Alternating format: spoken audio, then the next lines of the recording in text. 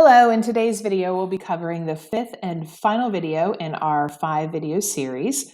The Firestorm website platform is extremely flexible and customizable when adding inventory. And so we've gone over that in our 5-video series. Today is the final installation of that with the adding inventory from model number.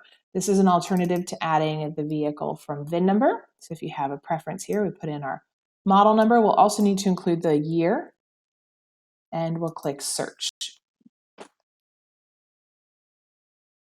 This is going to pull in all vehicles that have that particular model number associated with it with the year as well. So that pulled back for me a 2019 Polaris Ranger XP 900. I'll simply click create, and I've added that vehicle using the model number. This is a great option for dealers who would prefer not to use the VIN pattern on their website, or for dealers who want to represent the model number and the various details that are pulled in with the model number as opposed to the VIN number.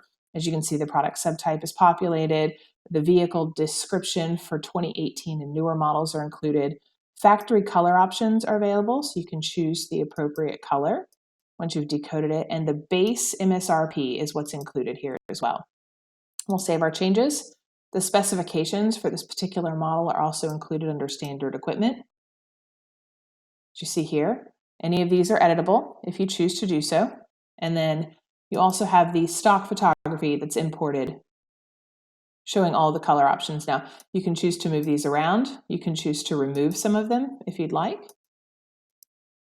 You can add additional images, or you can choose from additional images from existing vehicles for this particular year, make, and model.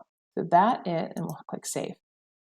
So that's how you add a vehicle using the model. And that concludes our 5 option series that shows you how to add vehicles using the VIN, the quick add year, make, and model, the manual adding vehicle, adding from existing vehicles, and your final option, which is adding a vehicle from the model number.